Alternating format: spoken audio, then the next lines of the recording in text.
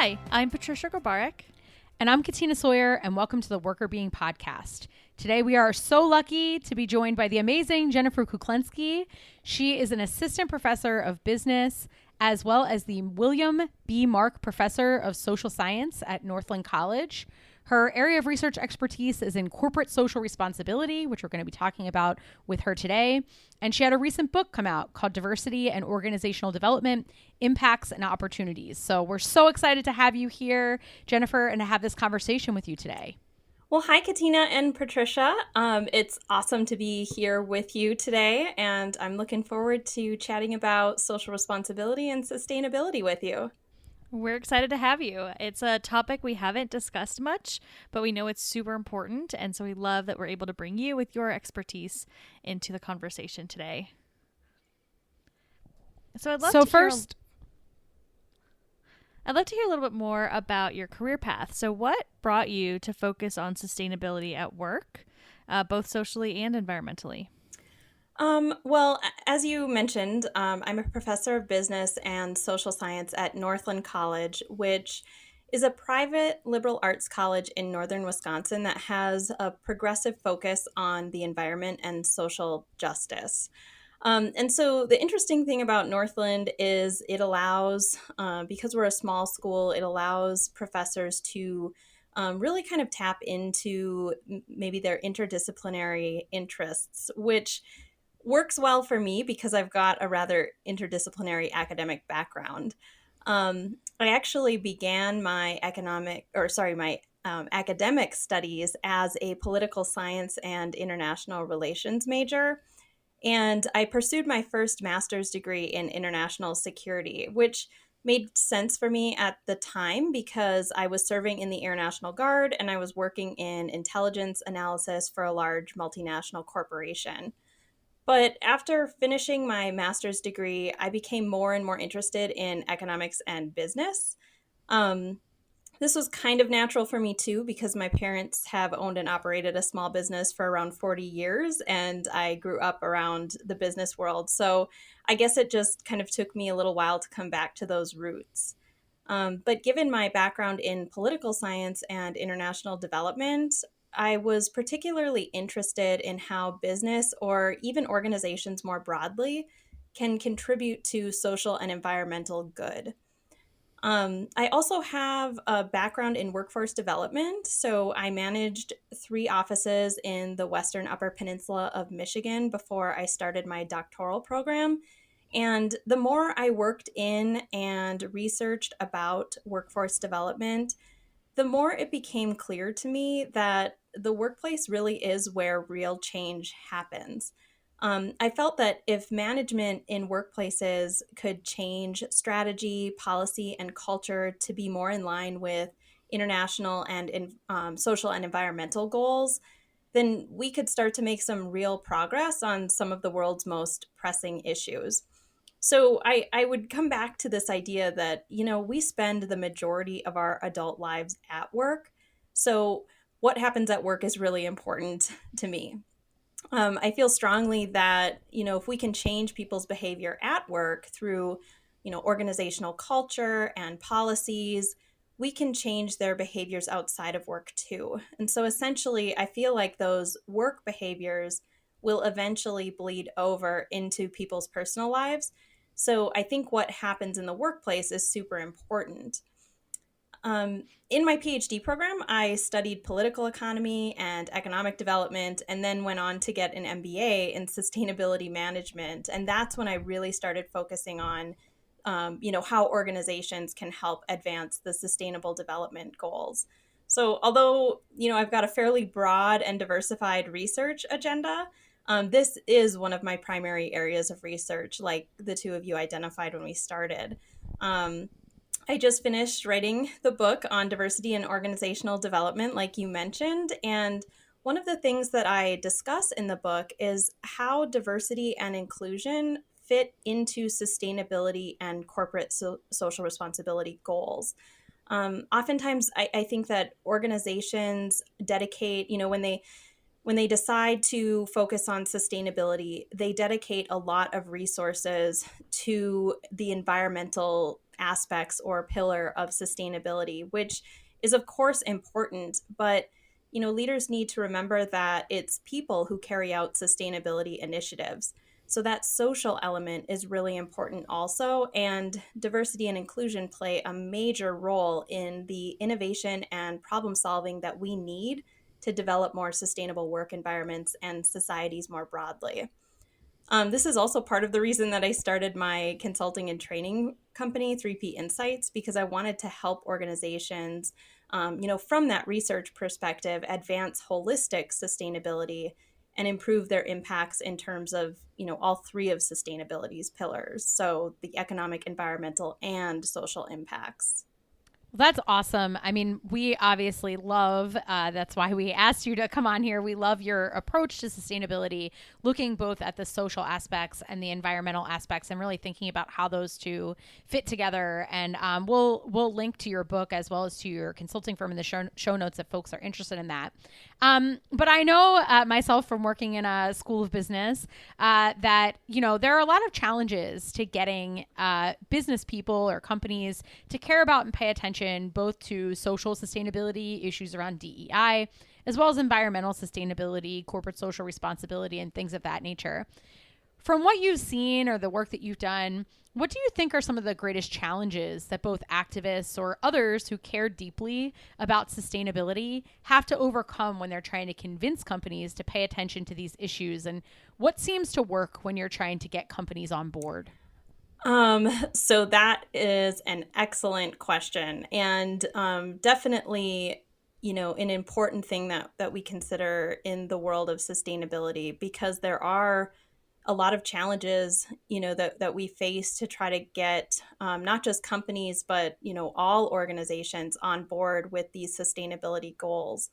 So I think that I'll sort of tackle that one at a time and maybe talk about some of the challenges. And then we can, maybe if you have any questions, we can clarify, and then I'll move on to, talking about what can actually get these organizations on board. That sounds great. Perfect. So from my perspective, I think the biggest challenge, especially for small and medium-sized organizations, is simply a lack of resources to implement sustainability initiatives. So whether that's monetary resources or time resources, many small and medium-sized firms just don't have those extra resources. And that's complicated by the fact that sustainability is incredibly complex. So even for organizations that do have the resources to make big changes, assessing an organization's complete value chain and looking where sustainability, problems or opportunities exists it's challenging work. It takes a long time. There's actually a really great TED Talk by Olivia Tyler called The Complex Path to Sustainability, which I think does a nice job discussing why organizations have such a difficult time addressing some of their unsustainable aspects, especially as it relates to their supply chains. And actually, the complexity of supply chains is one of the three significant challenges that were identified in a 2019 report published by the United Nations Global Compact and the business consultancy Accenture. So this report found that, the primary hurdle here is a lack of transparency in the supply chain. And so it can be really difficult for organizations to get accurate information about their resources and supplies that they use to then produce their final goods and services. And so, consumers have a hard time, finding this information, but businesses do too, because obviously businesses buy from other businesses. And so I work with organizations to implement more sustainable practices. And when I do, I explain to them right away from the beginning that, it takes a lot to become a truly sustainable organization. It's not just about recycling in the office or reducing waste. It's about looking at our entire value chain from the paper and pens we purchase to the emissions produced by our web pages to everyday actions and practices of employees. And so we need to not only look at what we're doing directly in our workplace, but also whether or not we're being complicit in, say, human rights abuses through our purchasing behaviors or procurement decisions. Um, and so, for example, if we were operating a hotel or a bed and breakfast, where do our towels come from? Where are they made, and are people paid fairly to produce them? Is slave or child labor being used to produce them? Are the factories they're produced in safe? And so sometimes it's hard to answer these questions because the information just simply isn't available. Um, and so more often than not, when organizations start to really dive into sustainability, I see them kind of retreat, right? And just simply decide that, this is going to be too much for them to handle. And the truth is, it would be if we were trying to tackle it all at once, which is why I tell organizations to start somewhere and have, maybe annual goals addressing each of these three pillars of sustainability. And when they meet their first goals, establish some new ones and just keep working on it. So I'd say that like the first major challenge is that complexity, and especially the complexity of the supply chain.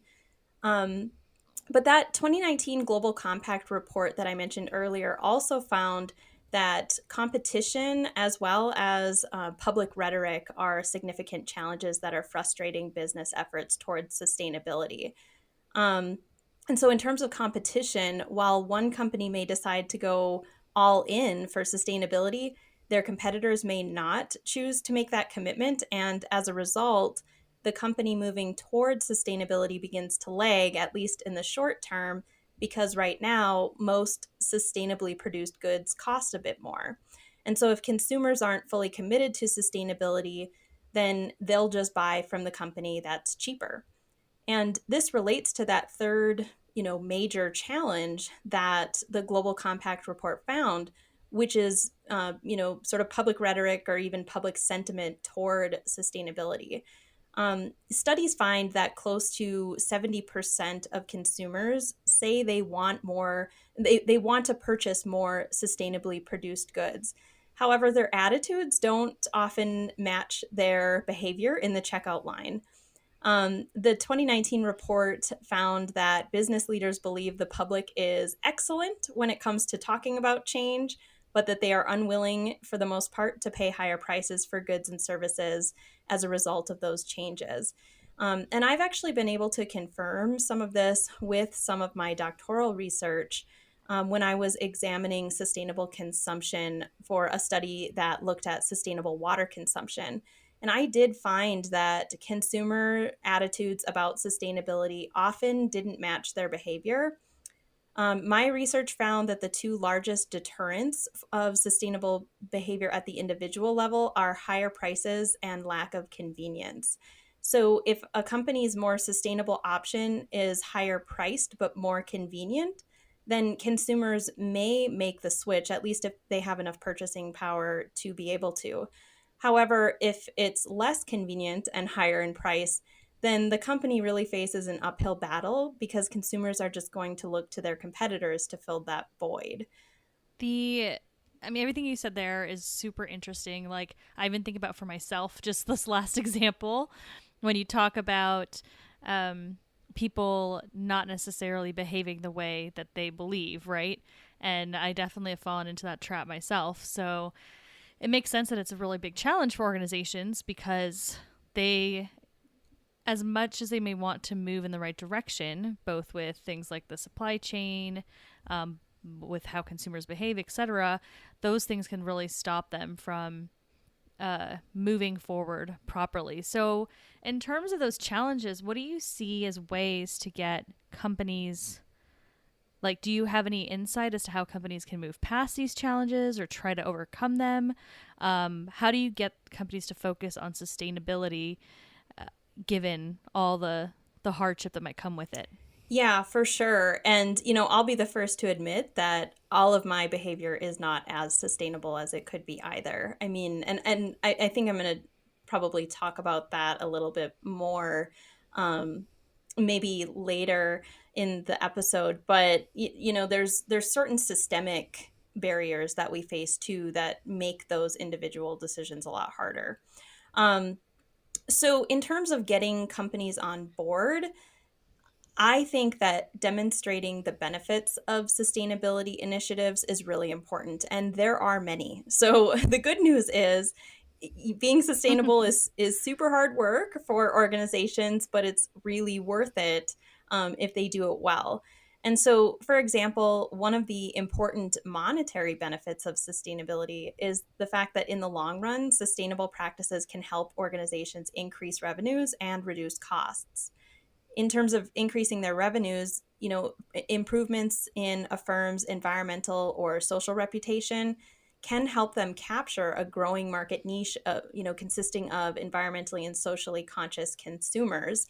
And although I just finished telling you that consumers don't always act on their attitudes in the checkout line, there is global research that shows that consumers are increasingly likely to look at the sustainability aspects of a company before they make a purchase. And so, if the goods come at a significantly higher price or a significantly less convenience, then the number of consumers willing to make those purchases drops. But as long as the organization is able to, provide moderately, marked up products, or, products that are just as convenient or more convenient, then consumers are really looking for companies to do good. And, with that said, consumers do tend to trust companies that act sustainably. So there's this reputation piece that is really valuable from the consumer mindset.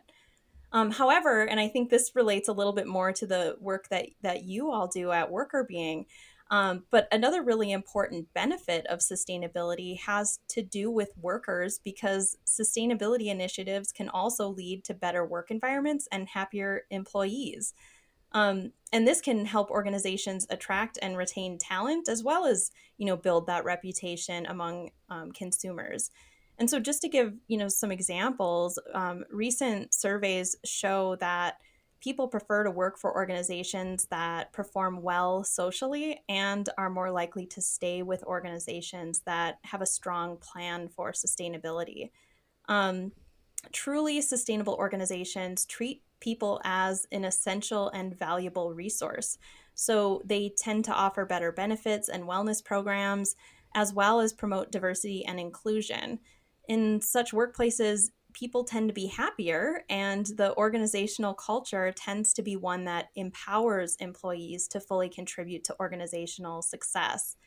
And allowing employees to contribute to sustainability initiatives is also really important.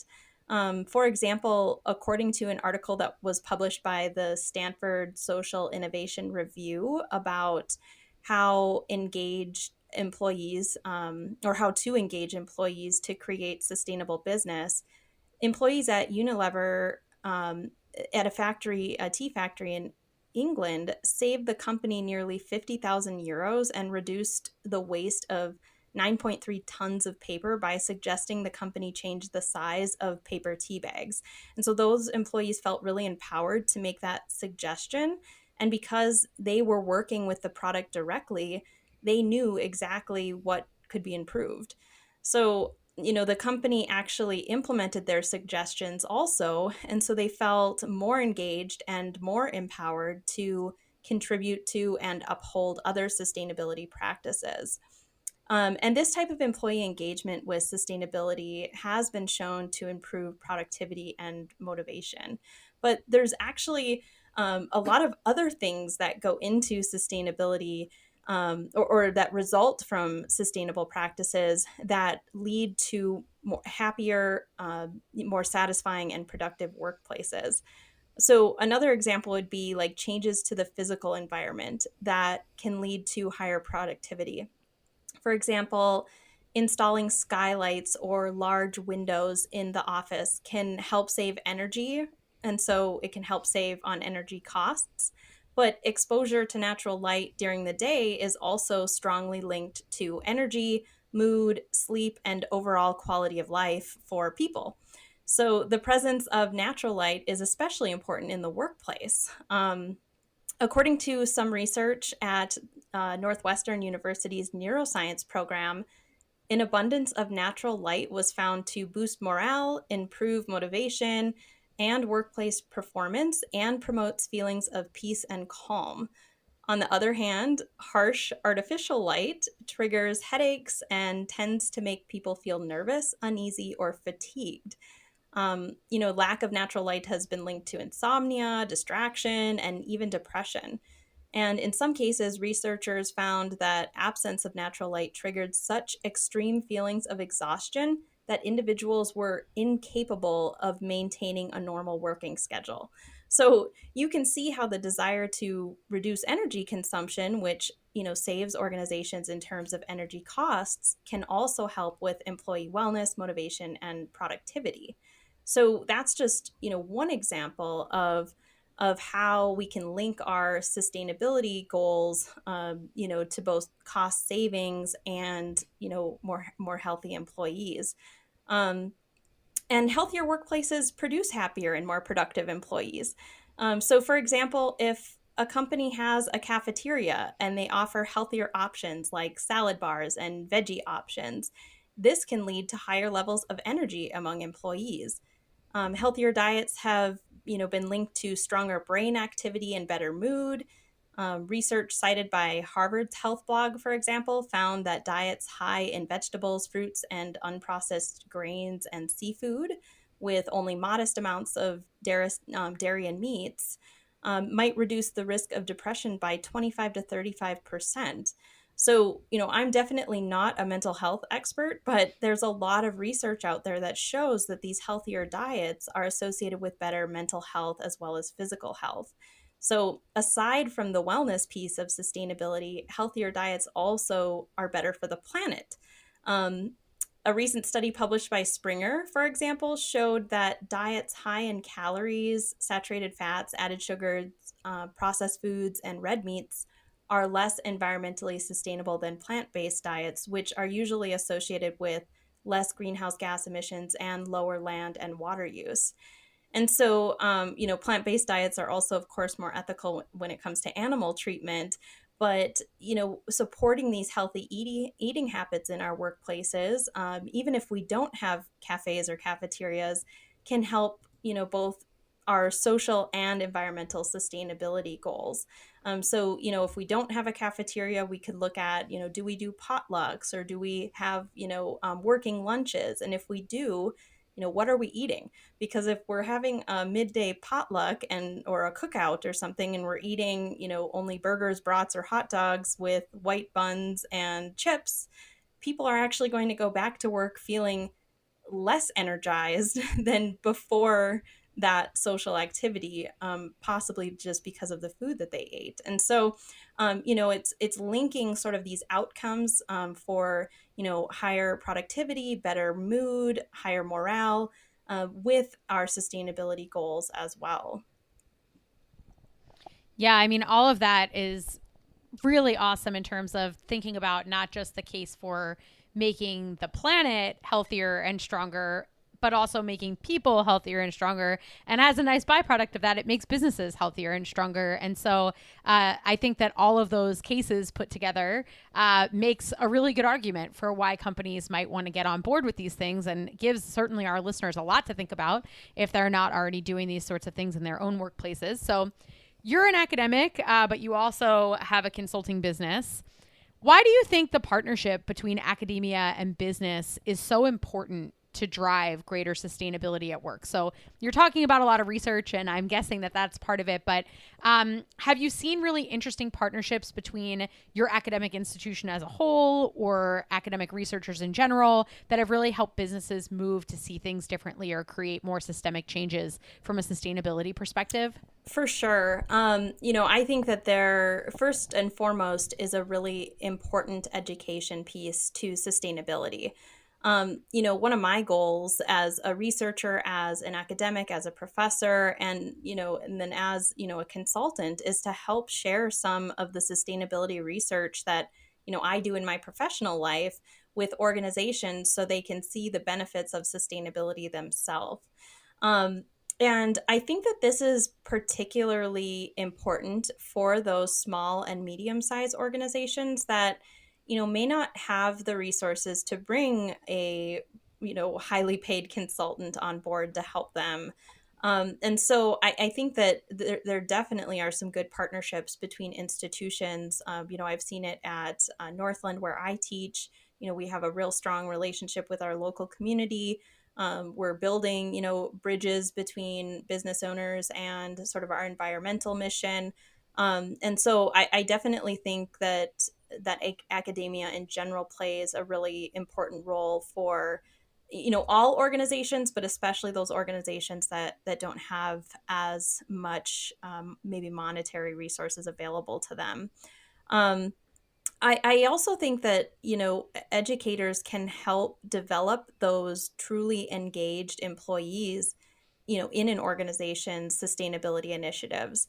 um, those of us with research and teaching experience in this area can help educate employees on the benefits of sustainability. And employee engagement is a really important piece for sustainability strategies to work. So, some of the research looks at sort of the top down approach where management makes a commitment to build sustainable strategies into their overall strategy and strategic plan. But there's this sort of grassroots part of sustainability that's really important too, and it's those individuals making choices every day in the workplace. And those individuals need to feel empowered, and part of that empowerment is education. And so, helping educate those employees on practices and behaviors that are compatible with their organization's sustainability goals and strategy is, I think, another place where academics, can play a really important role. I think that's a really great point around having the grassroots approach in addition to the top down approach, because pretty much in everything that we do as well, we see the same thing. If you don't have employee engagement, it doesn't matter what programs you put into place. If employees are not participating in it, are not helping drive the outcomes, then obviously it's not going to happen. So it makes sense that from a sustainability perspective, it's the same story. And I agree that, bringing somebody like yourself with expertise in this space and being able to speak to what sustainability can look like in an organization and why it's important can really help drive that engagement. So having a good why is always key. I want to shift gears a little bit as we start to get towards the end of our amazing time with you. And I want to talk about your personal experience. So, how do you personally find ways to manage your own sustainability, your practices, what you're doing on your own, both in your personal life, social life, environmental perspective, what have you? Just love to hear a little bit from you and what we can learn from you and be more sustainable in our own lives too. Yeah, so that's, I think, a great way to start kind of wrapping up our conversation about sustainability, because when we talk about sustainability in business, there is, a loud call for businesses to make a bigger impact. Businesses have a scale that individuals and households just don't have. And so, if businesses can change their practices, then that's going to make a much bigger impact than an individual, living more sustainably. But with that said, I strongly believe that change can happen from the bottom, and that achieving sustainability and building sustainability norms into our everyday lives is also a really important component to achieving our overall sustainable development goals. And so for me personally, I would first and foremost, I remind myself that living sustainably requires constant commitment. Unfortunately, like I had mentioned a little bit earlier, and I had a feeling we would probably circle back to this, but our current systems and structures don't really support sustainable behaviors. So if I go into a gas station tomorrow, for example, during a road trip, we're most likely not going to find hydration stations where we can easily fill up our reusable, bottle of water. But we will find loads of single-use plastic water bottle options in the coolers. And so, the structures just aren't built to make sustainable choices easy. So, in the absence of sustainable structures, we sometimes have to be a bit creative, and oftentimes we have to plan ahead. So, to give you a little example, I guess, from my personal life, I gave up eating meat about 12 and a half years ago, I think it was. And at that, yeah, Wow. it's been a long time. And to be fair, I did not do it for sustainability reasons. I did it for just so I would eat a little bit healthier. But then I started learning about the impacts, of meat. And I know there's probably a lot of listeners who love meat, and so I'm not going to say you have to give it up, but there is this sustainability component to it. And at the time when I gave it up, being a non meat eater was pretty challenging. There were very few non meat alternatives on the market. And I was in college at the time. And so I would have to prepare, I would prepare like an avocado and cheese sandwich to take with me to school because the cafe options were primarily meat based on campus. So there wasn't a lot of choice for me to eat non-meat options, when I went to campus, and I'd be on campus all day. And so the longer I went without eating meat, the more creative I got, with meal ideas. And although I don't particularly love to cook, and it took a little bit of effort, I would try to make it fun by experimenting with meals, mixing spices and ingredients, and things that didn't traditionally go together.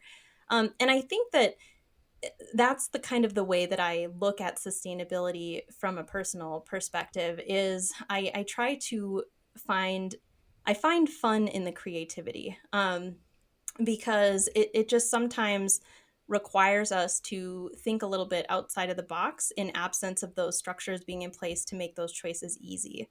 um, and so I also always like I said, I'm not every single choice I make is not the most sustainable one. But I try to do better every day. And so one thing that I do is, I forgive myself if I make an unsustainable choice, and I tell myself, okay, next time, I'm going to make a better effort to not engage in that behavior, right? Whether it's to buy a shirt from, a company that I know is engaging in unsustainable practices or something. And so I try to remind myself, the benefits of sustainability, but I also try to, especially in my purchasing behavior, try to consider the people behind the product. And I find that is really what drives me at the checkout line. If there's something that I see and I'm like, oh, I really like that, but I can't find any information on how it's produced, well, that's a pretty good signal to me that there might be some information in that, value chain that maybe the company doesn't want me to know. and and so I just remind myself there could be something really bad happening to people, in that value chain, and so I put it back. And so I try to do a little bit more research, every day. And the more you do it, the more you become familiar, with what to look for. And so it does, I think, become easier. But forgiving myself when I don't choose the sustainable option and I do choose the convenient option, I think is a big part of keeping me motivated to just, keep doing better. Yeah, I think that's a really important thing for all of us to remember is that it's not about being perfect at anything. And we say this all the time with diversity, equity, and inclusion too. It's really unrealistic to think that everybody's going to be perfect all the time. But if we can keep trying to get a little bit better every day, that seems like a pretty good goal. And if we, aren't living up to our own expectations or others' expectations for those behaviors, that you just dedicate yourself to trying to do a little bit better next time. So I really like that. And sort of before we close things out with a final fun question, is there anything else that you want our listeners to know about you or your work or sustainability, some closing statements or some things that you want them to look for? Well, first of all, I really appreciate both of you having me on the show today. I would like to just, I think, add to your last comment there, about, not being perfect, right? And we don't have to do things perfectly every single time and every single day. But one really awesome thing about sustainability is that the more people act sustainably, the more that they look for the sustainable option in the store, in the checkout line, the easier it's going to be to find it. And so if I circle back to my, meat eating story, there was almost no like fake meat products on the market when I gave up meat. I mean, it was pretty much beans and avocados and, nuts and things like that to get protein. And now there are just so many options on the market. I mean, I can't even believe how easy it is to be a non-meat eater now. And the only reason that happened is because more and more people demanded it. Because businesses are going to produce what we demand. So if we demand, that they produce more non-meat options, they're going to give us more non-meat options. If we demand, more transparency in the supply chain, they're going to give that to us. And so, the more that we kind of persevere through some of the challenges, the easier it gets for everyone. And so that's like one really cool thing about sustainability is that the more of us who do it, the easier it gets for everyone. And so I think that would be kind of my final thought. But certainly, you have some amazing listeners here at Worker Being, and I love listening to this podcast. And so, I do want to let listeners know that if they want to get in touch with me at all, they can feel free to email me. I have a lot more email storage on my business email account. So I usually ask people to reach out to me there instead of my academic account where I teach. But of course, either is fair game. And so my business account is just jennifer@3pinsights.com, and maybe we could just link that or just link the website or something for the listeners. But yeah, anyone who, is passionate about workplace wellness and the role that sustainability plays in it, I'm happy to connect. We will definitely link to everything. We'll link to your website. We'll link to your email address, your book, all the good stuff, so people can find you. We really appreciate your willingness to chat with any of our listeners that are interested in learning more. And I really love your point about the meat eating piece. I just want to jump back to that for 1 second because it's so true. Like I remember I'm lucky because I grew up in LA and I went to college in LA. And so when it came to like healthy food options, even though sounds like I may have gone to school a little bit earlier than you. But we had a lot of healthy options because the demand existed in this part of the country, right? In this specific city where healthy food has kind of been a trendy thing for a very long time and has just stayed. So I was really lucky, but I do think it's interesting to see how much it's changed over time because of what people are demanding and asking for. So I love that. And so if we can just, like Tina said, we don't have to be perfect, but if we're working hard to try to get the more sustainable thing, then we can all impact the way businesses behave as well. For sure. So, final fun question. I know. Final fun question, though. When it comes to recycling, we haven't said the word recycling yet, but if you could recycle one trend from the past, so that could be fashion, it could have to do with TV shows, technology, music, etc. What would it be and why? What a fun question. What would I recycle?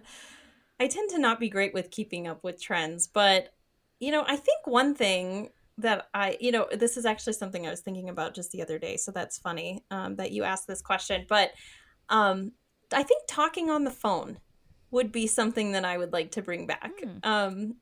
When I was growing up, I would talk on the phone with my friends, or my aunts or whoever all the time. And, even in college when the internet and social media wasn't as big as it is now, as a larger part of our lives, it seemed like I kept in touch with people a lot more. And I think even though talking on the phone is probably a little less sustainable than texting, although if we're spending that extra time on social media, then it's probably equal.